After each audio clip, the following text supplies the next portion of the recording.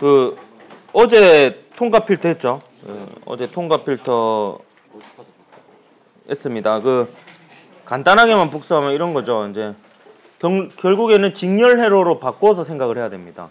병렬인 부분은 묶어버리고 직렬로 바꿔놓고 이제 저항이 변하는 쪽이 저항이 커지는 쪽이 전압이 커지고 상대적으로 나머지 쪽이 전압이 작아지죠. 만약에 저항이 작아지는 부분이 있으면 그 저항이 작아지는 부분이 전압이 줄어들고 나머지 부분이 전압이 커지죠. 왜냐하면 그 회로에 걸리는 전압을 다 합치면 전체 전압이 돼야 되고 요거는 변함이 없으니까 이제 그런 식으로 해서 스피커의 전압이 크게 걸리느냐 스피커의 전압이 작게 걸리느냐로 이제 고주파 통과 필터, 저주파 통과 필터를 찾을 수가 있었죠. 그래서 그런 방식으로 여러분이 그건 찾아가면 되겠고요. 근데 고주파 통과 필터와 저주파 통과 필터는 이제 축전기나 코일이 이렇게 연결되어 있는데 같이 연결되어 있지는 않은 회로였죠. 근데 오늘 배우는 LC 회로라고 하는 것은 이제 축전기하고 코일이 같이 연결되어 있는 회로입니다. 예. 근데 요거가요, 여러분은 이제 요거를 전원장치에 연결한 회로하고요. 그 다음에 수신부에는 전원장치를 연결하지 않는 회로 이렇게 배우게 됩니다. 근데 결국에는 수신부도요, 수신하는 부분 자체가 전원장치라고 볼 수 있습니다. 그래서 전체적으로 보면 회로는 이제 요런 회로가 돼요. 이렇게 전원장치가 있고 저항이 있고 코일이 있고 축전기가 있는 요런 회로를 LC 회로라고 합니다. 근데 이제 송신하는 부분은 이제 요 교류 전원이 요 회로에 전류를 흐르게 하는 거고요. 수신하는 부분은 그 안테나에서 그 전자기파의 형태로 신호를 수신하잖아요. 그러니까 그 안테나 부분이 일종의 전원장치의 역할을 한다라고 보면 되겠습니다. 근데 이제 요 회로의 특성이 있는데 일단은 맨 오른쪽에 있는 그래프를 한번 같이 보도록 할게요. 요 그래프에 보면 가로축이 진동수라고 되어 있고 세로축이 리액턴스라고 되어 있죠. 요거는 이제 축전기나 코일의 저항을 리액턴스라고 합니다. 그럼 요 진동수 F는 뭐냐면 요 교류 전원장치의 진동수라고 보면 되겠습니다. 그다음에 교류 전원장치의 전압의 진동수에 의해서 교류 회로의 전류의 진동수가 됩니다. 이렇게 되고, 그다음에 요 회로를 보면 이제 코일과 축전기 각각의 이 리액턴스에 대한 그래프인데요. 코일의 리액턴스는 진동수에 비례하죠. 비례하고 축전기의 리액턴스, 용량 리액턴스는 진동수에 반비례합니다. 그래서 살아있네요. 일부러 테스트 해봤어요. 집중을 하고 있는. 집중이 아주 좋아요. 그래서 이 코일 같은 경우에는 진동수가 커질수록 저항이 커집니다. 그죠? 축전기는 진동수가 커질수록 저항이 작아져요. 그러니까 여기 같이 연결되어 있으면요. 같이 연결되어 있으면 이렇게 생각을 하면 되겠습니다. 만약에 진동수가 매우 큰 경우에는 코일이 저항이 무한대에 수렴합니다. 그래서 회로에 전류가 잘 안 흘러요. 안 흐르고, 근데 진동수가 0에 수렴하면 축전기가 저항이 무한대에 수렴하게 됩니다. 그러면 이제 회로에 전류가 잘 안 흐르게 돼요. 그렇기 때문에 이 진동수가 아예 크거나 진동수가 아예 작은 경우에 회로에 흐르는 전류의 최대값은 0에 수렴하게 됩니다. 근데 이제 적당한 값에서 회로의 전류가 가장 잘 흘러요. 근데 이 적당한 값을 구하는 과정은 생략을 할 겁니다. 요거는 이제 물리 2에는 이 교류 회로에 대해서 자세하게 나오는데 우리는 어차피 이거를 그렇게까지 다룰 필요는 없거든요. 근데 이제 결과만 얘기해 주면 축전기의 용량 리액턴스와 코일의 유도 리액턴스의 값이 같아지게 하는 진동수가 이 회로에서 가장 전류를 잘 흐르게 하는 진동수가 됩니다. 그리고 그 진동수를 공명 진동수라고 합니다.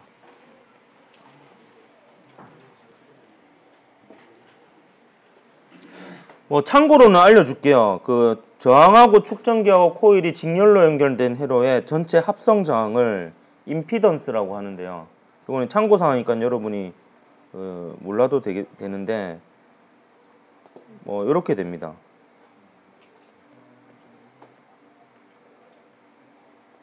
그래서 단순하게 더하는 게 아니고 이런 식으로 계산이 되어져요. 그래서 만약에 요 녀석이 0일 때가 얘가 최대가 되는 거죠. 최대가 되는 거죠. 저항이. 최소가 되는 거죠. 제가 졸고 있는 것 같습니다. 예, 맞아요. 얘가 0일 때 이게 최소가 되죠. 왜냐하면 요 두 녀석의 값이 달라서 이게 빼기 한 게 0이 안 되면 제곱이니까 이게 더해지죠. 예, 더해지니까 얘가 R보다 커집니다. 그럼 얘가 0인 경우에는 이게 그냥 R이 되죠.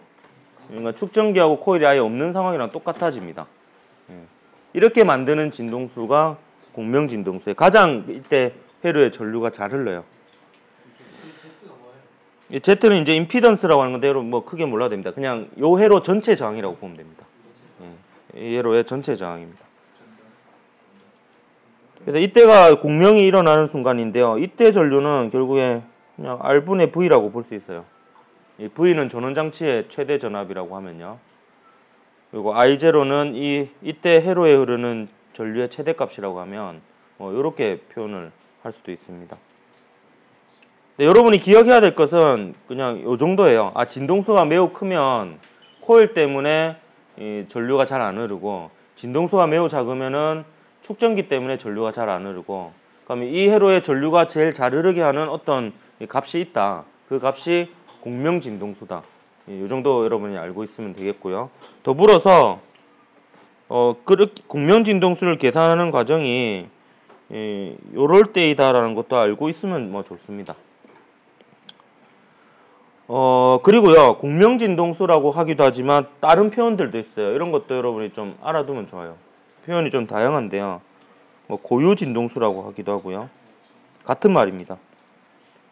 그리고 공진주파수 이렇게 표현하기도 합니다. 고유주파수라 하기도 하고요. 공명주파수라고 하기도 하고, 공진진동수라고 하기도 하고. 조합을 알겠죠? 앞에는 공명, 고유, 공진 이게 들어가고 뒤에는 진동수 아니면 주파수 이렇게 들어가니까 몇 가지 조합이 있습니까? 예, 있는데 주로 근데 제가 보기에는 요거랑 요게 좀 많이 나오는 것 같아요. 공명진동수, 고유진동수. 그리고 공진주파수도 종종 나오고요. 일단 제가 막 떠오르는 게 한 요 정도니까 일단 이게 좀 마음에 안 들지만 실제로 모의고사에서도 막 다르게 나와요. 그때. 그래가지고 여기 같다라는 거 여러분 기억을 하고요. 요 두 개가 같을 때 이제 공명이 일어나는데 요걸 계산해 보면 결과가 이렇게 됩니다.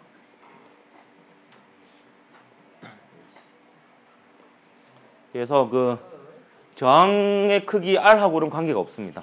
저항의 크기 R하고는 관계가 없고, 코일의 자체 유도 개수인 L과 그 다음에 축전기의 전기 용량 요 두 개에 의해서 회로의 공명 진동수가 결정이 됩니다. 됐나요? 예. 이것도 여러분이 기억을 하면 좋은데요. 저는 어떻게 하냐면 요 식을 기억하진 않고 그냥 공명이 일어나는 조건을 기억해요. 그럼 어차피 축전기의 용량 리액턴스와 코일의 유도 리액턴스는 외우고 있으니까 요 두 개가 같다라는 조건을 쓰면 필요한 경우에 식을 유도해서 씁니다. 외우는 걸 되게 싫어해서 최대한 안 외우려고 하다 보니까 이런 방법을 써요. 그러면 이제 실제 라디오에서 어떻게 이 전자기파를 송수신하는지, 정보를 송수신하는지 그 과정을 살펴보도록 하겠습니다. 이게 라디오라고 생각을 하면 되겠고요. 이게 송신하는 부분의 회로인데요. 제가 축전기하고 코일 이렇게 얘기를 했지만 이건 굳이 없어도 사실은 상관은 없습니다. 특전 진동수를 만드는 전원장치가 있으면 돼요. 전원장치가 여기서 F1의 진동수의 신호를 만듭니다. 그러면 교류 전류가 F1의 진동을 하겠죠. F1의 진동수로. 그럼 여기에 자기장이 이렇게 생겼다가 이렇게 생겼다가 이렇게 생겼다가 이렇게 생겼다가 합니다. 그럼 여기 자속이 막 바뀌죠. 그럼 여기에 유도 전류가 생겨요. 유도 전류가. 그래서 이거를 1차 코일이라고 하면 얘를 2차 코일이라고 하기도 합니다. 보통 이제 2차 코일에 유도 전류가 흐르거든요. 1차, 2차냐는 별로 중요한 건 아닙니다. 그럼 얘도 진동수가 F1이겠죠? F1이고 안테나에 교류 전류가 흐르면 전자기파가 발생하잖아요. 그 전자기파의 진동수도 F1일 겁니다. 여기 적어놨네요. 그럼 여기 전자기파에 의해서 수신부의 안테나에 전자가 진동하겠죠? 이때 이 전자가 진동하는 그 진동수도 F1이고요. 그러면 또 요 녀석이 이 전류가 계속 바뀌니까 자기장이 요래 생겼다가 요래 생겼다가 요래 생겼다가 요래 생겼다가 그러면 여기에 유도 전류가 생기게 됩니다. 그러면 뭐 여기서는 얘가 1차면 얘가 2차라고 해요. 2차 코일. 유도 전류가 흐르는 코일을 2차 코일이라 하는데 여기 그러면 이 유도 전류도 진동수가 F1이겠죠. F1. 근데 만약에 요 F1이 요 수신 회로에 공명 진동수인 F2하고 같으면은 요 회로에 공명이 일어나는 겁니다. 그러면 수신이 잘 되는 거예요. 그럼 실제 라디오 방송은 어떠냐? 다양한 방송국에서 다양한 진동수의 소리가 전자기파가 이게 오잖아요.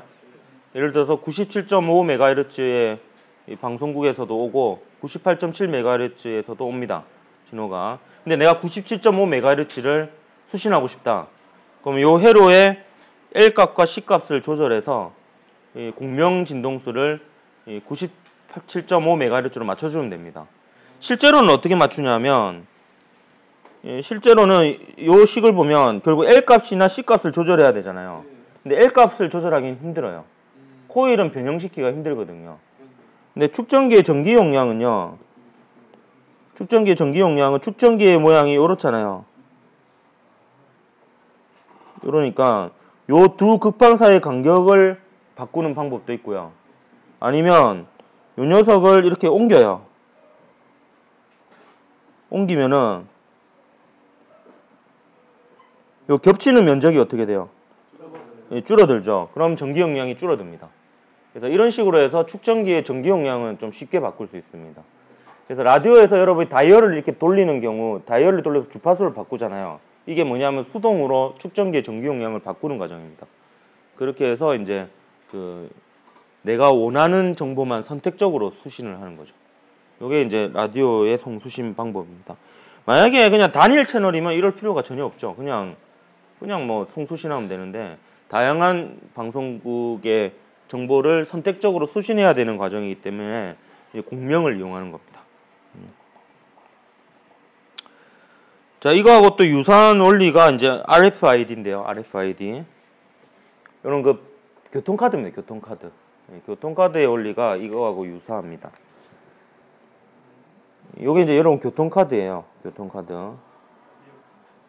교통카드인데 이거 여러분 심심하면 이거 칼로 한번 뜯어보세요. 뜯어보면 예. 여기 코일이 이렇게 보일 거예요. 안에 코일이 막 이렇게 감겨 있고 이 코일이 여기 연결되어 있습니다. IC 칩에 연결되어 있고 이 코일하고 IC 칩 요 자체를 전체적으로 이제 태그라고 합니다. 이 태그. 여러분 교통카드도 태그의 한 종류입니다. 요게 이제 구조인데 요 IC 칩 안에는 이제 정보를 저장할 수 있는 그리고 정보가 이미 저장되어 있는 이런 부분이 있는 겁니다. 여러분의 그 카드 정보가 담겨 있고 그 다음에 이게 계속 시시각각 바뀔 겁니다. 왜냐면 잔액이 바뀌잖아요. 잔액이. 그럼 이렇게 됩니다. 순서는 버스라고 생각합시다. 그럼 여기 제가 초록색으로 이렇게 박스 친 부분은 이런 카드를 갖다 대는 부분이에요. 실제로 갖다 대는 부분은 안테나에 해당이 되고요. 이게 그 조그만 컴퓨터에 연결되어 있습니다. 이게 리더고요. 요거 그림은 이제 이게 원리를 얘기해 준다고 요 카드 회사의 서버, 이 호스트하고 선으로 이렇게 연결하는데 실제로는 그 버스에는 GPS 송수신기가 있습니다. 그래서 그걸로 이제 카드 회사하고 실시간으로 정보를 송수신하는 거예요. 여러분이 카드를 이렇게 갖다 대잖아요. 그럼 어떤 과정을 거치냐면 요 리더에서 명령어를 안테나에 전달합니다. 그럼 안테나에는 이제 교류 전류를 만들어요. 그러면 이제 전류에 의한 자기장이 요 주변에서 생기는데 그 자기장이 막 바뀌겠죠. 그러면 그 자기장이 바뀌는 거에 의해서 요 카드에 있는 코일에 전자기 유도에 의한 유도 전류가 생기게 됩니다. 그래서 요 카드가 비록 건전지는 없지만 유도 전류에 의해서 작동을 하는 거예요. 그러면 이제 요 IC 칩에서 이제 명령어를 다시 요 코일에 전달을 하고요. 그럼 코일에 이제 교류 전류가 흐르면 코일이 또 전자기파를 만들게 됩니다. 그러면 이제 IC 칩에 있던 정보가 송신이 되는 거죠. 그러면 또 안테나에서 그 정보를 수신을 합니다. 그럼 그거를 이제 이 버스에 달려 있는 GPS 송수신기를 통해 가지고 이제 카드 회사까지 전달이 되는 겁니다. 그럼 카드 회사에서 이제 잔액이 있는지 없는지를 판별해서 알려주는 거죠. 그러면 이제 그래 이게 이제 실시간으로 재빨리 일어나니까 되자마자 잔액이 부족합니다. 이런 게 뜨게 되는 거죠. 아니면 이제 잔액이 바로 깎이고요. 이렇게 되는 게 RFID입니다. RFID가 되게 이게 싸요. 칩이 되게 조그맣고 코일도 조금만 들어가면 되기 때문에 되게 싸서 요즘은 다양한 곳에 쓰입니다. 저도 이런 부분은 좀 많이 세상이 바뀌고 있다라는 생각이 드는 게 불과 한 10년 전, 15년 전만 해도 그 마트에서 계산을 할 때 바코드로 하는 데도 있었지만 계산기를 두드리는 데도 많이 있었어요. 근데 요즘은 그 동네에 있는 조그만 슈퍼마켓에도 대부분 바코드를 많이 쓰죠. 바코드가 되게 활성화되어 있습니다. 마트는 거의 바코드고요. 마트는. 근데 이제 앞으로는 이 태그로 바뀔 가능성이 있대요. 그래서 상품마다 다 태그가 달려 있어서 그냥 카트에 담고 통과하기만 하면 자동으로 다 계산이 되는 그런 이제 시대가 올 수 있다고 합니다. 이게 도서관에서도 많이 이용된다고 해요. 도서관에 그 책에 요 태그를 심어놔 가지고 이제 도서 관리를 하는 거죠. 그럼 이제 근처에 갔다만 돼도 이제 책에 대한 정보가 다 나오고 대출 정보라든지 이런 것들이 뜨게 됩니다. 그래서 하이패스도 막 같은 논리고요. 요즘 하이패스도 좀 더 기술이 발달해서 요새 고속 하이패스가 생겼어요. 이게 진정한 하이패스죠. 시속 80km로 달려도 그냥 인식이 되는 이런 하이패스. 창원에서 한번 본 적 있는 것 같아요. 창원에 놀러 갔다가 거기는 고속 하이패스라고 아예 따로 모양도 다르더라고요. 거기는 진짜 빨리 지나가도 돼요. 근데 기존의 하이패스는 좀 제한 속도가 있잖아요. 근데 이제 이게 RFID 기술이 발달하면서 인식률이 더 좋아진 거죠. 그래서 이제 앞으로는 아마 고속 하이패스로 다 바뀔 거예요. 자, 문제 한번 풀어보도록 합시다. 자, 그림가는 교류 전원에 안테나를 연결하여 전자기파를 발생시키고 이를 수신하는 회로를 나는 가에서 교류 전원의 진동수를 변화시키며 전류계로 측정한 전류를 나타낸 겁니다. 자, 그럼 이 송신회로에서 예를 들어 F1의 진동수의 신호를 만들었다고 해요. 그러면 이 회로에 F1의 진동수의 교류 전류가 흐를 거고요. 그러면 여기 전류가 이렇게 교류 전류가 이렇게 흐르니까 전류에 의한 자기장이 계속 바뀌겠죠. 그러면 전자기파가 만들어집니다. 그러면 이 F1의 진동수의 전자기파가 이렇게 가는 거죠. 그러면 이 수신부에 이 전자기파에 의한 이 교류 전류가 생기는데 얘도 진동수가 F1이 됩니다. F1이. 그러면 이 회로에 흐르는 전류도 진동수가 F1이 되겠죠. 어쨌든 이 회로에는 이 송신회로에서 전달하는 진동수 F1으로 진동을 하게 되어 있습니다.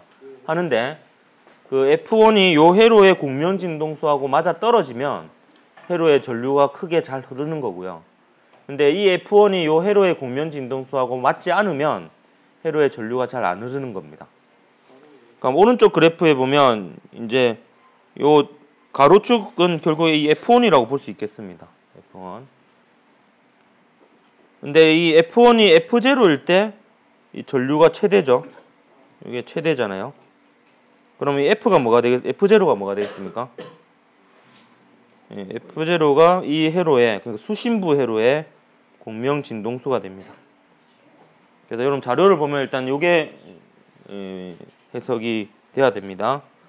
그럼 물어보는 거 볼까요? 기억. 코일은 진동수가 큰 교류 전류를 잘 흐르게 하지 못하는 성질이 있죠. 이건 지식적인 측면을 물어본 겁니다. 코일의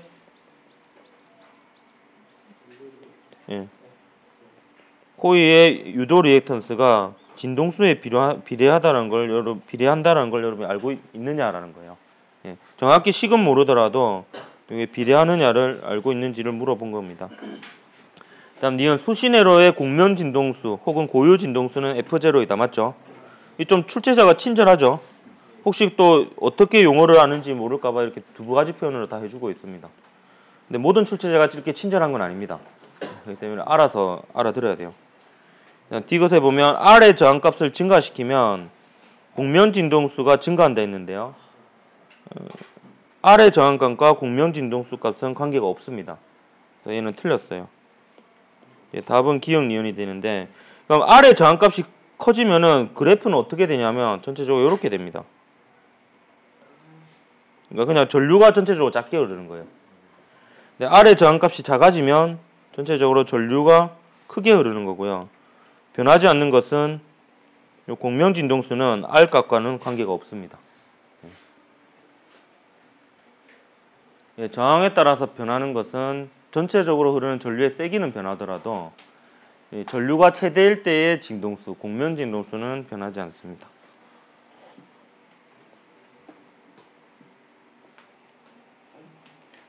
자, 오른쪽에 있는 문제를 봅시다. 그림은 방송국에서 소리가 마이크에 입력되어서 전기신호 A로 전환된 후 교류신호 B에 실려 송신되는 과정과 라디오에서 방송이 수신되는 과정을 나타낸 겁니다.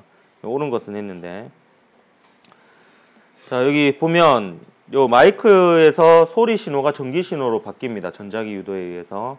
그래서 요 전기 신호 A는 무슨 신호냐? 소리의 정보를 담고 있는 전기 신호입니다. 그래서 얘는 진동수하고 진폭이 다양해요. 소리를 담고 있기 때문에. 근데 방송국에서 이제 말하는 97.5MHz, 98.7MHz라고 하는 것은 일정한 진동수의 교류 신호 B를 뜻합니다. 그럼 수신회로는 A, B 중에서 어디에 공명 진동수를 맞춰야 되겠어요? 예, B에 맞추는 겁니다. 예. 요거를 이제 담는 과정이 요 교류 신호 B의 진폭을 변화시키는 방식이면 앰플리튜드 변조 방식, 그러니까 AM 방식이고, 이 신호를, 그러니까 목소리가 담긴 전기 신호를 담는 방식이 얘의 진동수를 조금씩 바꾸면서 담는 방식이 FM 방식인 거예요. 어쨌든 이렇게 담는 과정을 변조라고 합니다. 변조를 해서 보내면 라디오에서요, 요 합친 신호를 그대로 틀면은 일정한 진동수의 소리가 섞여서 들리겠죠.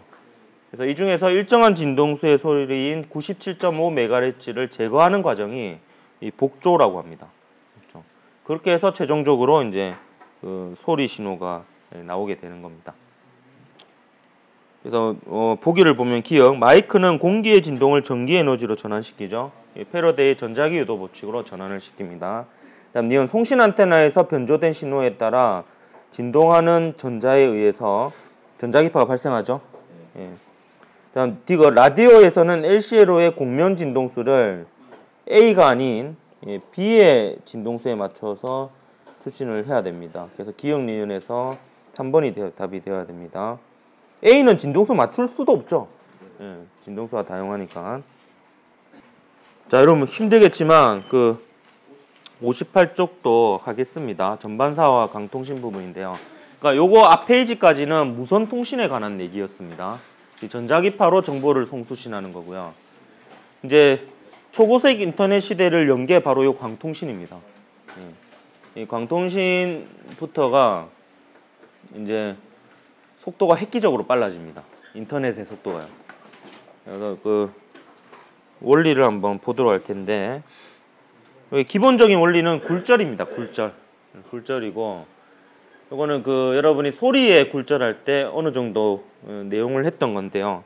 상황은 이렇습니다. 이제 빛입니다. 빛이 매질의 경계면을 향해서 가는데요. 이게 매질의 경계면입니다. 그래서 일부는 매질의 경계면에서 반사를 합니다. 그리고 일부는 굴절을 해요. 그래서 이 입사한 빛의 에너지는 반사한 빛의 에너지와 굴절한 빛의 에너지를 합친 것과 같습니다. 그래서 대체로 매질의 경계면에서는 반사와 굴절이 둘 다 일어납니다. 일반적으로요. 일단 반사는요, 뭐 입사가하고 반사각이 같겠죠. 이거는 그냥 기본적인 반사의 법칙이고요. 그다음에 굴절의 법칙은 기억이 납니까? V1분의 사인 세타1은 V2분의 사인 세타2였죠. 그래서 법선과 이루는 각이 큰 쪽이 속력이 더 빠르다라고 배웠었죠. 빛도 마찬가지입니다. 요 그림에서 보면 이 세타1과 세타2 중에서 누가 더 큽니까? 세타1이 더 크죠? 그러면 이쪽 매질에서의 속력이 더 빠른 거예요. 빠르고 진동수는 파원이 달라지지 않는 이상 여기서는 파원이 광원이 될 텐데요. 파원이 달라지지 않는 이상 진동수는 같습니다.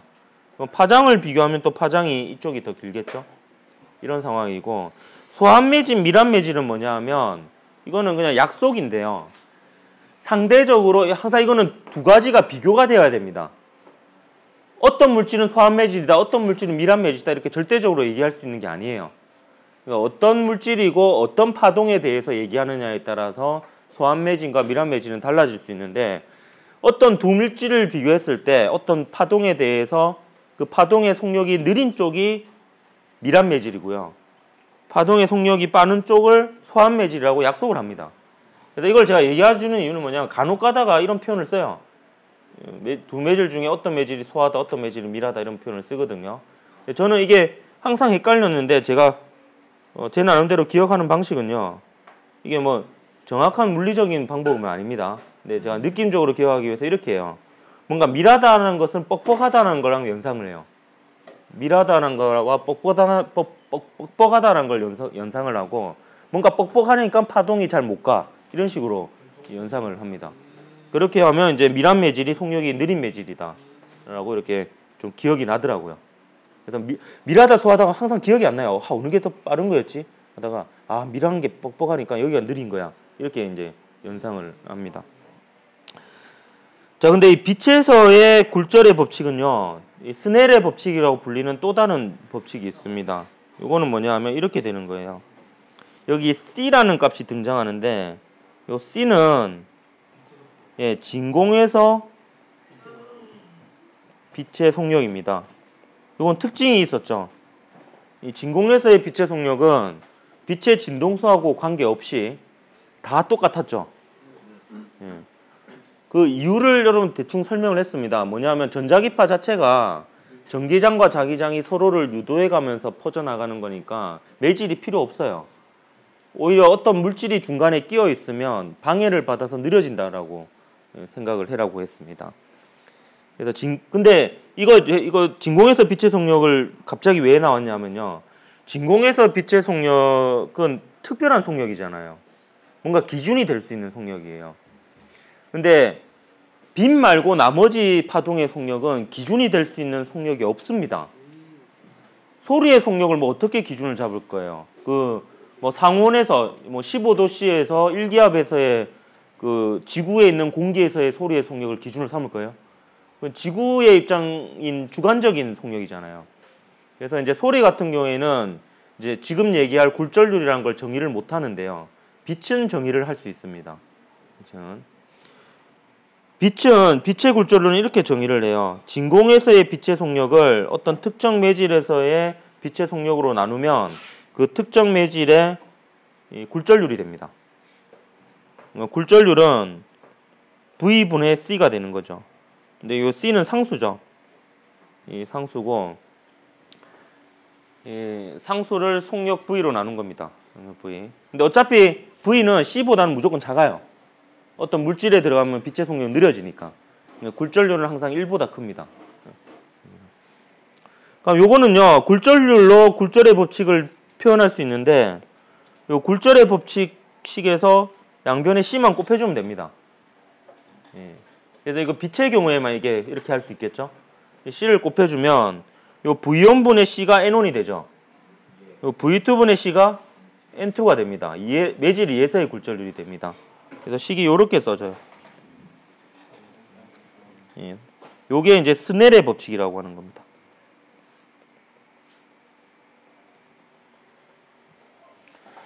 그러니까 요 위에 있었던 요 식은, 요 C를 뺀 요 식은 그 일반적인 모든 파동에 적용되는 식이고, 요 식은 그 빛의 경우에만 적용이 되는 식입니다. 빛의 경우에만. 이거 왜 굴절률이라 하냐면 이래서 굴절률입니다. 만약에 진공이면은 요 굴절률이 1이에요. 굴절률이. 진공이면은 굴절률이 1이거든요. 왜냐면 이 V가 C잖아요. 만약에 진공에서 어떤 물질로 들어갈 때 굴절률이 크면 클수록 속력이 많이 느려지는 거잖아요. 그럼 속력의 차이가 심해지면 더 많이 꺾이겠죠. 그래서 진공에서 어떤 물질로 들어갈 때 빛이 꺾이는 정도가 굴절률이다 이렇게 얘기할 수 있는 거예요. 그래서 굴절되는 정도다 이렇게 볼 수 있습니다. 그래서 진공에서 어떤 물질로 들어갈 때 그 물질의 굴절률이 크면 클수록 굴절이 더 많이 됩니다. 이렇게 생각을 할 수가 있습니다. 그럼 이 경우에 굴절률을 비교해 보면요. 굴절률을 N1, N2라고 하면 굴절률은 누가 더 크겠어요? N2가 더 큽니다. 이건 이제 여러분 생각할 때 이렇게 생각하면 돼요. 이 각도를 보고 속력을 비교하잖아요. 그럼 이쪽이 각도가 크니까 여기가 속력이 빨라요. 근데 굴절률은 속력의 역수잖아요. 결국에 역수이기 때문에 굴절률은 반대입니다. 각도가 작은 쪽이 굴절률이 커요. 이렇게 기억을 하면 되겠습니다. 자, 그러면 이제 이걸로 전반사를 설명을 할 건데요. 일단 전반사가 되려면 요렇게 꺾여야 돼요. 요거는 제가 왜 이렇게 돼야 되는지는 조금 이따 설명을 할 건데 최소한 요렇게 꺾이는 상황에서 전반사가 일어날 수 있거든요. 근데 이때 각도를 한번 비교해 보면요. 여기에 세타1이고 여기에 세타2라고 하면 누가 더 큽니까? 세타2가 더 크죠. 그럼 V1, V2 중에서 어디서 속력이 더 빠르겠어요? V2가 속력이 더 빠르겠죠. 그럼 굴절률은 어떻게 되겠어요? N1, N2 중에서 N1이 더 크겠죠. 요게 전반사가 최소한 될 가능성이 있을 조건입니다.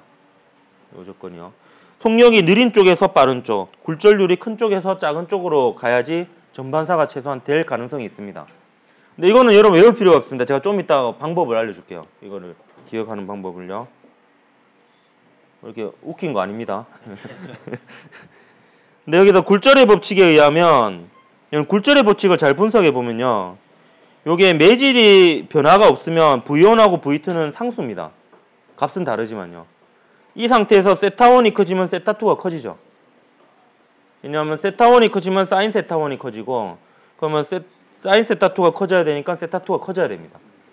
그래서 세타1이 커지면 세타2가 커져야 돼요. 입사각이 커지면 굴절각이 커져야 됩니다. 그럼 다시 요 그림으로 가서요. 세타1이 커지면 세타2가 커져야 되겠죠. 그러니까 입사각이 커지면 굴절각이 커져야 돼요. 그러면 계속 입사각을 키워오다 보면요. 이 굴절각이 90도가 되는 순간이 있습니다. 여러분 전반사 문제가 나오면요. 전반사 문제가 나오면 무조건 요 상태를 그려놓고 문제를 푸십시오. 전반사 문제는 요 그림을 그려놓고 문제를 풀면 편합니다. 이해하기도 쉽고요. 전반사가 되려면 이 상황이 있을 수밖에 없어요. 어떤 특정 각도에서. 그러니까 특정 각도에서 굴절각이 90도가 되는 입사각이 있습니다. 굴절각이 90도가 될 때의 입사각을 임계각이라고 합니다. 그러면요, 생각해 보십시오. 만약에 입사각이 임계각보다 작으면 굴절각이 90도보다 작아지잖아요. 그럼 굴절각이 존재할 수 있어요. 근데 입사각이 임계각보다 크면은 굴절각이 90도보다 크다? 이상해지죠. 그러니까 이건 수학적으로 이게 해가 없습니다. 그렇기 때문에 얘가 입사각이 임계각보다 커지면 굴절이 없어요. 그래서 반사만 되는 거예요. 그래서 요렇게 입사될 때가 전반사가 될 때예요. 요게 전반사가 되는 범위입니다. 그럼 전반사가 잘 된다는 거는 임계각이 크다는 걸까요? 작다는 걸까요? 예, 임계각이 작다라는 거죠. 왜냐하면 임계각이 작아야지 전반사가 될 수 있는 범위가 넓어지죠. 그럼 여러분 생각해 봅시다. 전반사가 된다는 거는요. 굴절이 일단 된다는 거고요. 그럼 굴절의 원인은 속력의 차이잖아요. 그럼 속력의 차이가 심할수록 전반사가 잘 될까요? 잘 되지 않을까요? 네, 잘 됩니다. 그럼 굴절률의 차이가 클수록 전반사가 더 잘 됩니다. 그럼 속력의 차이가 크고 굴절률의 차이가 크면 임계각이 어떻게 되겠어요? 네, 작아집니다. 이렇게 여러분이 좀 생각을 하면 되겠습니다. 그럼 이 상황을 놓고 여러분 한번 검증을 해볼게요. 방금 한 말들이 다 맞는지. 이 상황을 놓고 굴절의 법칙을 써봅니다. 여기가 이제 N1이고 여기가 N2입니다. 굴절률이. 그러면 N1 사인 인계각은 N2 사인 90도 이렇게 되죠. 예. 이게 그냥 이 상황을 놓고 굴절의 법칙을 쓴 겁니다. 그러면 사인 90도가 얼마입니까? 얘가 1이잖아요. 1이니까 이거를 사인 인계각에 대해서 식을 정리하면 이렇게 됩니다. 사인 인계각은 N1분의 N2가 되죠. 그죠? 그러면 N1하고 N2는 각각 그 V1하고 V2의 역수에 비례하잖아요. 그럼 이거 V1과 V2로 표현을 하면 V2분의 V1이 되죠. 근데 전반사가 될 수 있는 조건은 최소한 인계각이 존재할 조건이잖아요. 그럼 인계각이 존재하려면 얘가 1보다 작아야 되겠죠.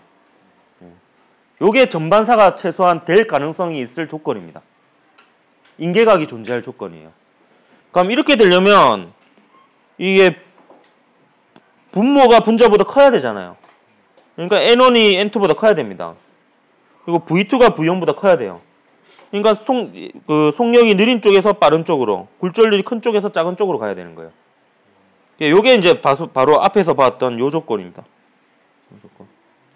요 조건을, 그러니까 방금 한 요 수식이 다 필요 없고요. 결국에 요 그림을 여러분 연상하면 됩니다. 요 그림을 보고 판단하는 거예요. 아, 요렇게 돼야지, 그러니까 전반사가 있을 수 있고, 여기 보면 인계각이 굴절각보다 작잖아요. 그러니까 여기가 각도가 크니까, 아, 여기가 속력이 빠르네. 이렇게 판단하는 거예요. 이렇게 되니까 각도가 얘가 더 크니까, 여기가 속력이 더 빠르네. 그럼 굴절률은 이쪽이 더 크겠네. 이런 식으로 판단을 하는 거예요. 이런 식으로. 그러면 강섬유를 봅시다. 이 강섬유가 이제 이 전반사를 이용하는 방식인데요. 빛을 전반사시켜서 손실 없이 멀리까지 보내는 거예요. 정보를 담아서. 그러면 이 강섬유가 보통 요 안에 있는 것을 강섬유라고 얘기합니다. 뭐 전체를 강섬유라 하기도 하고요. 요게 이제 코어라고 합니다. 코어. 용어를 알아야 됩니다, 여러분. 요 가운데 있는 게 코어고요. 바깥쪽에 있는 게 클래딩입니다. 그러니까 코어에서 클래딩으로 입사할 때 전반사가 돼야 돼요. 그럼 여러분은 어떻게 해야 되냐면 이런 문제가 있잖아요. 그럼 여러분 그림을 이렇게 그리는 거예요. 인계각인 상황을 그립니다. 인계각 상황을 그리고 이 각도를 비교하는 거예요. 그러면 이때 각도가 인계각이잖아요. 그럼 인계각하고 90도를 비교하면 어디가 각도가 더 커요? 무조건 90도가 더 크죠. 90도가 법선과 이루는 각의 최대값입니다. 그러면 속력을 이때가 V1이고 이때가 V2라고 하면 V1, V2 중에서 누가 더 크겠어요? 예, V2가 더 큰 거예요. 그럼 굴절률이 N1, N2라고 하면 누가 더 크겠어요? 예, N1이 더 큰 거예요. 그러니까 이렇게 판단을 하면 되는 거예요. 그럼 코어하고 클래딩 중에서 굴절률이 누가 더 크겠어요? 예, 코어하고 클래딩 중에서 굴절률이 코어가 더 크겠죠. 그러니까 속력은 코어하고 클래딩 중에서 누가 더 빠르겠어요? 클래딩에서의 빛의 속력이 더 빨라야 됩니다. 그래야 전반사가 될 수 있어요. 그 전반사가 잘 되려면 인계각이 작아야 되고 전반사가 될 수 있는 범위가 넓어야 되죠. 그러면 요 차이가 어떻게 돼야 되겠어요? 커야 되겠죠.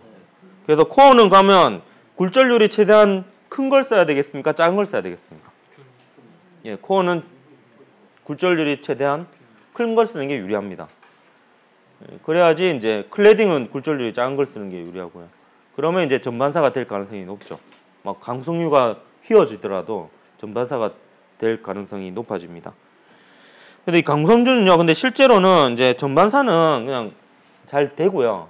실제로 기술력은 뭐가 관건이냐면 얼마나 투명하게 만드느냐가 사실은 더 중요합니다. 이게 반사에 의해서 에너지를 손실한다기보다는 이 불투명하다는 건 결국에 빛이 흡수되는 거죠. 산란이 되고 그런 거에서 빛 손실이 크거든요. 근데 일반적으로 감섬유는요, 얼마나 투명하냐면 두께가 한 100m가 되어도 밑이 다 보입니다. 예, 그대로 투명하게. 예, 그 정도로 투명하게 만들어요.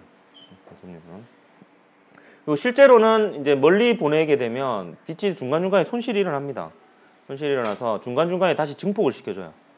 중계기가 달려 있습니다. 중간중간에. 그럼 이제 신호가 약해지면 다시 빛을 강하게 만들어서 다시 보내주는 이런 역할을 하고요. 그래서 이 광통신 같은 경우에는 여러 가지 장점이 있죠. 이게 정보를 한꺼번에 많이 보낼 수 있고요. 그 다음에 빨리 보낼 수 있습니다. 그리고 고급 정보를 보낼 수 있죠. 이게 다른 거에 의한 영향을 안 받으니까 미세하게 자세한 정보로 만들어서 보낼 수 있고요. 여러 가지 장점이 있기 때문에 아직도 많이 쓰이고 있고 지금은 거의 가정까지도 들어오죠. 제가 옛날에 살던 원룸은 방까지 강섬유였어요. 들어오는 게. 그리고 요즘은 이제 아파트까지는 대체로 강섬유가 들어가죠. 그래서 되게 속도가 인터넷 속도가 되게 빠릅니다. 요즘은 이것 때문에. 해저 강 케이블도 있죠.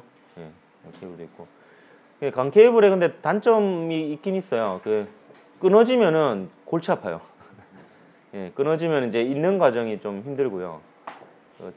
어디가 끊어지는지 찾기도 좀 힘들다고 그래요. 그래서 여러분 어디 가다 보면은 이게 광 케이블이 매설되어 있습니다라고 경고문이 붙어 있는 데가 있어요. 이거는 이제 혹시 공사를 하거나 이럴 때 조심해라고 이렇게 표시해 두는 거예요. 왜냐면 땅을 잘못 팠다가 이제 강 케이블이 끊어지면 이제 골치가 아프니까 그렇게 적혀 있는 겁니다. 자, 그래서 우리 이 전반사하고 강통신까지 쭉 봤는데 다음 시간에 요거와 관련된 문제를 한번 풀어보고요. 그다음에 그 마지막 주제죠. 정보의 저장이라고 하는 부분이 있습니다. 정보의 송수신에 관해서 우리가 쭉 봤는데 정보의 전달에 대해서 봤는데 정보의 저장을 보고 그다음에 7단원을 마무리하도록 하겠습니다. 네, 수고했습니다.